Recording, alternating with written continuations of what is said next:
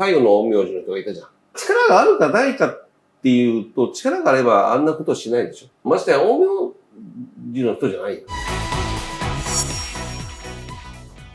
お父さん、はい。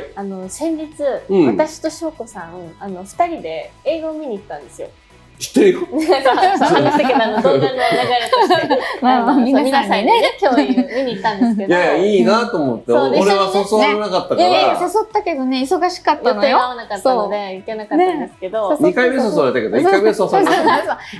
あれも急に決まったので、陰陽師見に行ったの？そう、陰陽師ゼロっていう作品を見に行ったんですけど。陰陽師ゼロ？ゼロっていうのがついてて。じゃあ01とか次出てくるのかな？1とか。1とか出てくるかもしれないけど、ね、ゼロって多分本当に陰陽師の始まりの話なんですよ。で、本当に陰陽師のこの成り立ちから全部わかりやすくしてる。でもお二人に僕はね、今から3、4年前にも陰陽師の話を熱弁したんですよ。はーって終わっちゃったんだけど。っていうのを覚えてたので、ちゃんと詳しく聞きたいなって、やっぱ興味が湧いたので、なるほど。やっと入り口に立った陰陽師。でも翔子さんなんか興味あるよね、陰陽師はね。私ね、そう、私はもっと前からお父さんにそれこそ本当に陰陽師っていうのがあってすごかったんだよっていうのをこう聞いてたので、僕は最初その陰陽師っていうのがあんまり好きじゃなかったから、なんか五感ね。だよね、なんか今思ったこの陰陽師っていう漢字が好きじゃないんだよ。好きじゃないから、陰陽道っていうその漢字にもね、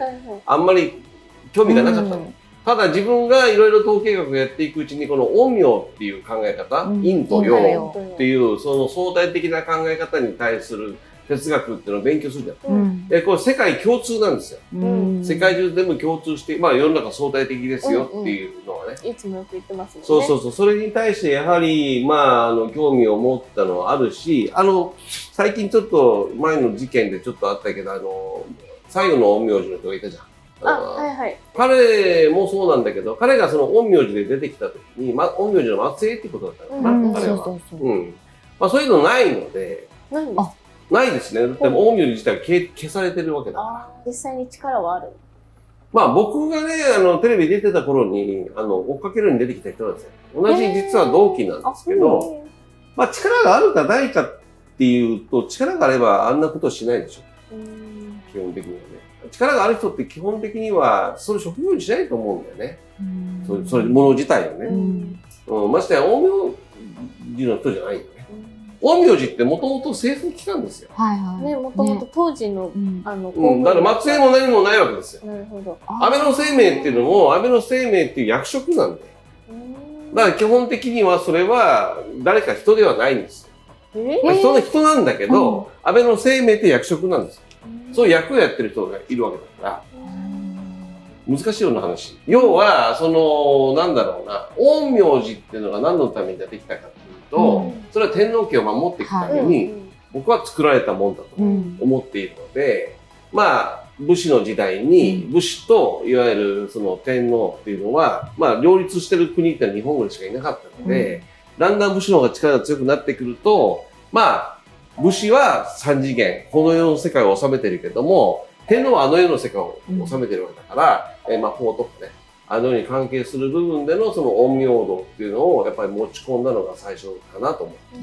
だからやはり政府機関としても非常に高いところで作られた機関で、霊能的な話をして聞くと、まあ、皆さんがわかりやすく言うとですよ、ホグワーツみたいなことです。魔法学校。魔法学校。まさにそのレベルで、で、それはまあ、ホグワーツもハリーポッターすごいじゃない。すごいけど、あのレベルだったのって聞いたら、もっと驚いたのは、超えてた。もう徹底的に超えてて、それこそ、パッとやるだけで人が吹き飛んだり、まあ、遠くにいる人がそのまま燃えちゃったりとかっていうような技を持ってたらしい。持ってたらしいです。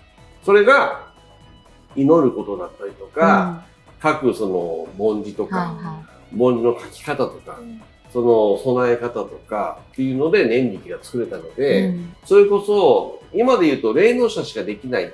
僕ら霊能者が特別になってますけども、あの時代は方法論を全部辿っていけば誰でもできたらしいんですよ。そういう政府機関があったのが陰陽師ですよね。映画見てどんなことを感じた？まずは。いや、でも基本やっぱり、この陰陽っていうのは、本当に全てに備わってるんだなと。全て陰陽があるからこそ、封じられた、この、もの、なのかなっていう。だからこの世で言うと、すべて陰陽っていうと、例えば政治家で言うと、政治家が表に出してること、で裏にあること、で、そしたら裏が出てきたらなんだよってことで騒ぎになるじゃん。でも、陰陽師の考え方で言えば、政治家がやってる表と裏って必要だよね。そうですね。そうですね。ってことでね、警察が表でやってることと、警察の裏はこうじゃん。っていうのは、これあってしかるべきだよね。ダメですよ。ダメなんですけど、僕らの感覚で見ればダメですけども、でも、陰陽道で考えたら、本当はもっと高いレベルで考えたら、実はプラスマイナス1個なので、あってしかる。ってことは、世の中に流れてるニュースやいろんな問題点も表に出てることに対して必ず裏があるっていうことですよね。で、多くは言えないけどね、やっぱり事実と真実は違うっていうことをやっぱ言っていたので、あ、確かになっていう。事実と真実って、事実は作られるってことね。事実っていうのはそうですね、その世の中の状況に合わせて、その政局に合わせて、まあ権力者の事情に応じて事実は作られますよ。だけど本当の真実ってのは違うし、じゃあそれが例外的に聞いたときに、事実の真実のズレってどんだけあるかっていうと9割あるっていう。そんなに。そこまで。はい。だから事実はほぼ作られてる。真実っていうのはほぼないっていうのがもしかすると今の世の中なのかもしれないね。京都にありますもんね。陰陽師の後ね。あ、そうでしたっけ？ありますあります。陰陽師の場所があるから今度行きましょうよ。ね。本当に。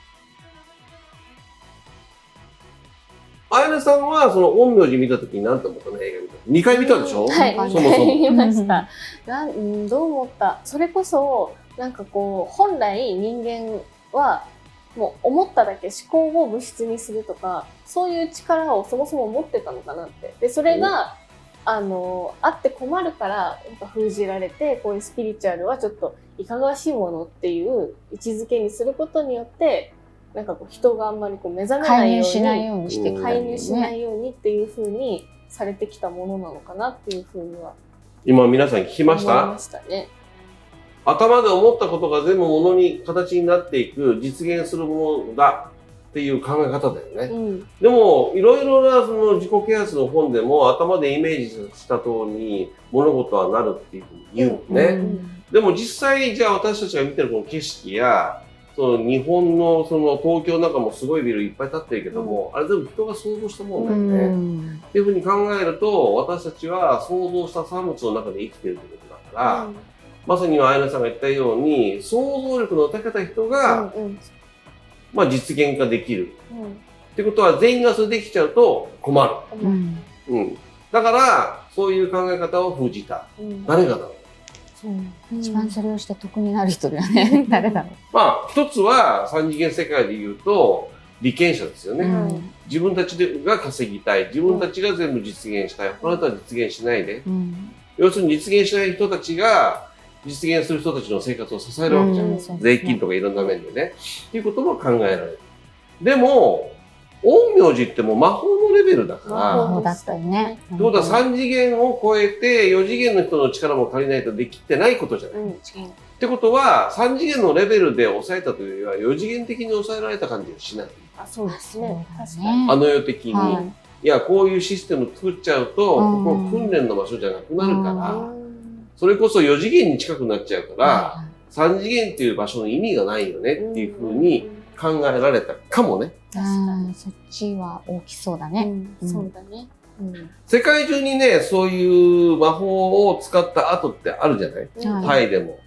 ね。東南アジアもそうだし、ヨーロッパもそうですけども、何らかその祈祷とか、ルーン文字とか、いろいろタロットもそうだろうし、いろいろな破片が残ってるよね。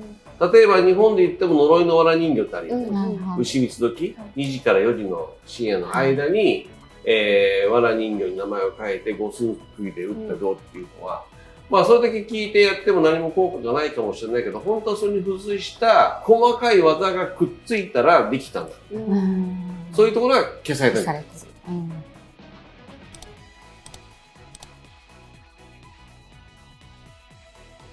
一番大事なのはそれこそ、それを本当に信じて祈る力。信じる力。本当に信じきる力。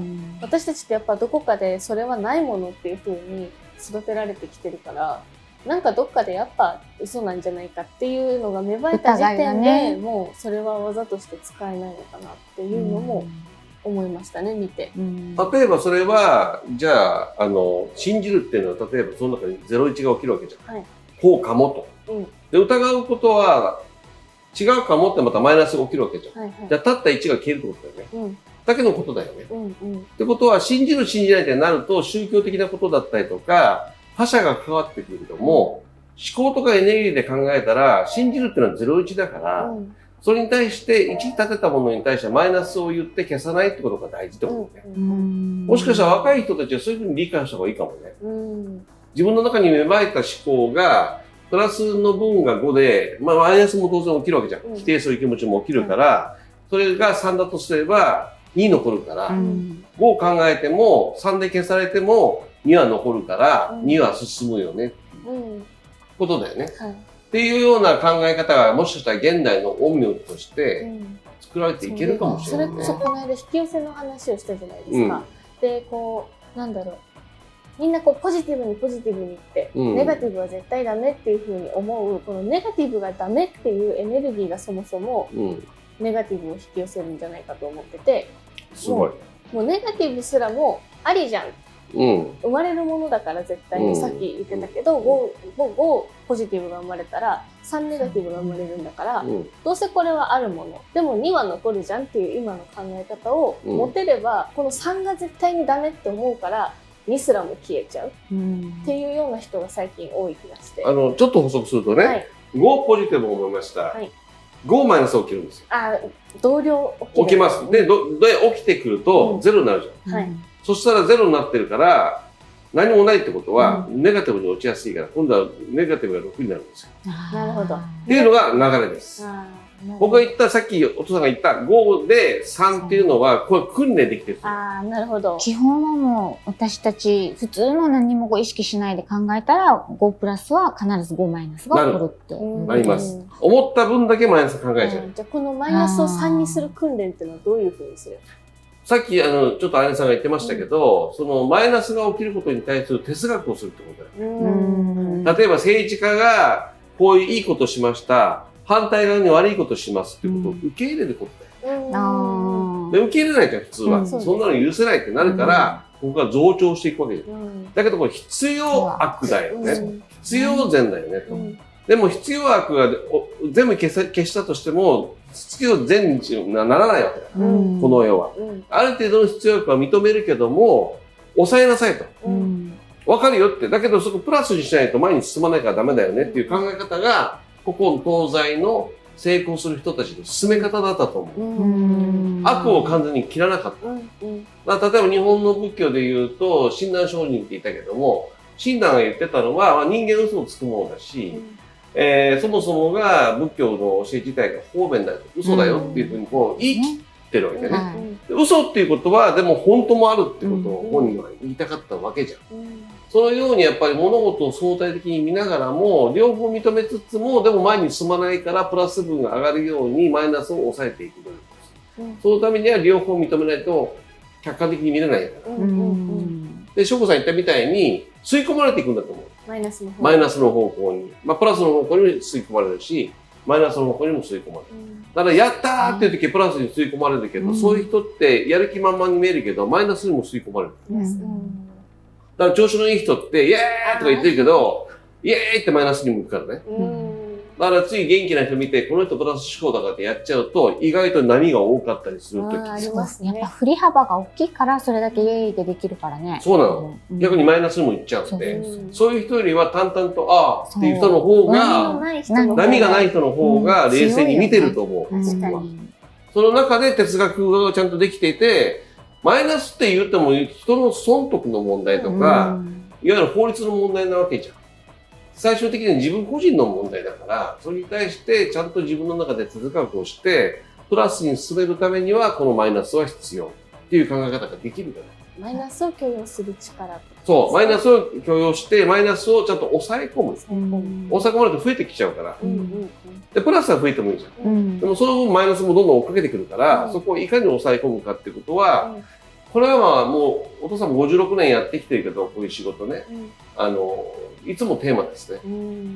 他者にいろいろなことを話していく上で、プラスの面が出てマイナスが出てくると、人間ってプラスの時は褒めるけど、マイナスの時は怒るんで、その時にいかにマイナスになった時に、プラス面があってのマイナスなんだよってことを教えきれるからね。で、よく弱者は悪って言い方するけど、弱者ってね、プラスは認めるけど、マイナスは認めないんですよ。そうなんですね。一元主義なんで、二元主義じゃないから、自分が都合のいい時はわーってなるんだけど、ずっと追っかけてマイナスが来たら怒り出すんで、いや、それ成功しないよって。プラスが来てマイナスも追っかけてきて、同等じゃんって考える人が次のランクに行けるわけだから、これ皆さん本当によく分かったわけですよ。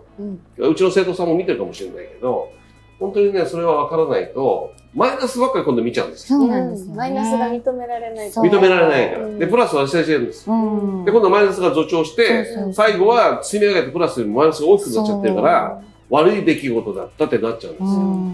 マイナスってやっぱり楽なのよ。そうですね。プラスよりも。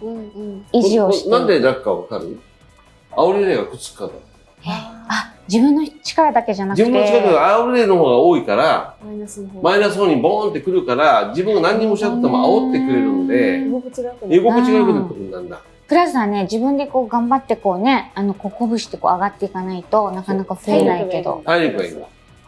ただ、プラスもある程度のレベルまでいくと、プラスに対する煽り例が出てくるので。そしたらいいってことそれは。プラスをさらに。例は悪いってことじゃないよね。煽りも悪いってことじゃないんで。さらに上げてくれる。マイナスの方に煽られてるのか、プラスの方に煽るってことだよ。そもそもプラスマイナスないんですよ。だから、エネルギーに対する煽りだから、もっと哲学的なこと言えばですよ。プラスマイナス個人の問題なんですよ。僕たちの感覚の問題だから、これが中東に行けば僕らのプラス向こうでマイナスになるし、向こうのマイナスはこっちでは殺人になったりするわけですよ。それはだから、基本、ちょっと難しい話かもしれないけど、善悪関係なく煽られるんですよ。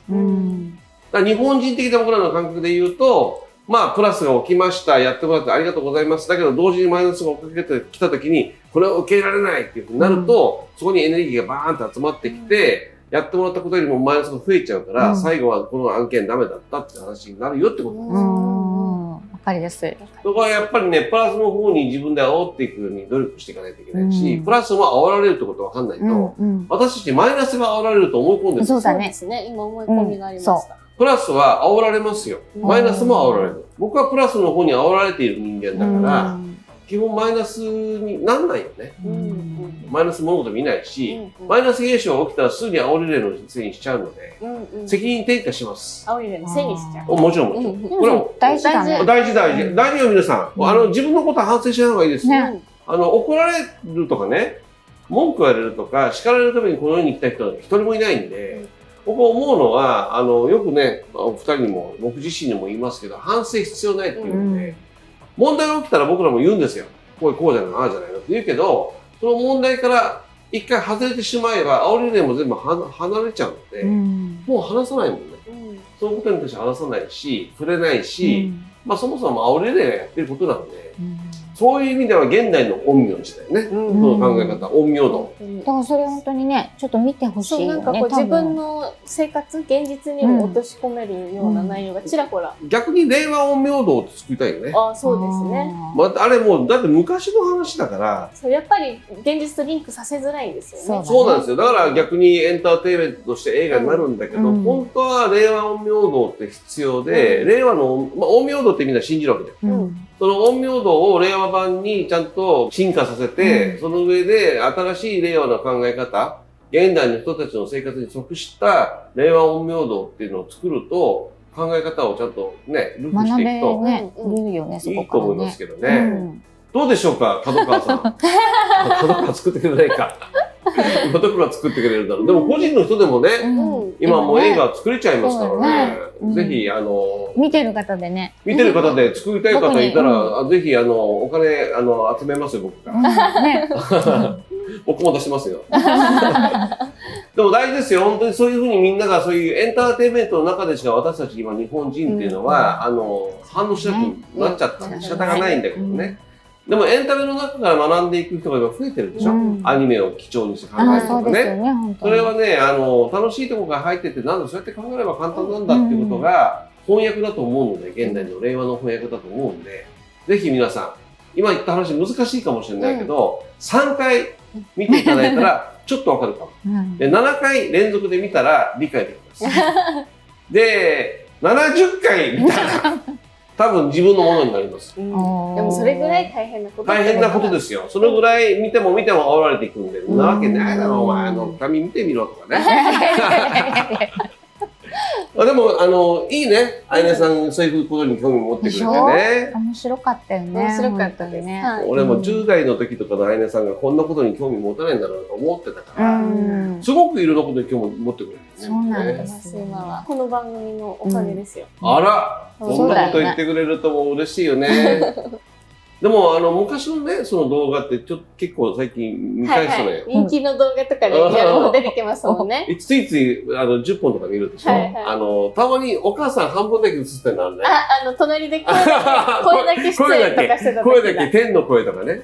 あ、半分って画像が半分じゃなくてね。手だけ。よかった。そうでしょ。ある、たまにある、たまに。あれちょっとね、苦情あるよ。それはね、おかしいけどね。あとはさ、やっぱりこんだけ語ってることに対して、これ僕らほとんど切ってないんですよ。あんまり切ってないの、僕ら実は。で、切らないっていう、なんていうかな、撮り方と喋り方が僕らができた分だけ、今見やすいね。そうだね。前のやつバンバン切られてるもんね。あ、そうなの？やっぱり話があっちゃこっちゃいったりとかしてるから、まあ編集してくれてるんだけどね。見やすいよね。まあ今後もね、なるべくこの1カメ、2カメぐらいでね、切らずに、家族のね、考え方が言えたらいいなと思います。ぜひ、令和陰陽道、ぜひ、それを意識しながら、今、映画館で陰陽師見れますんでね。まだギリギリ、多分。まだギリギリ見れると思いますので、ぜひ皆さん見に行ってみてください。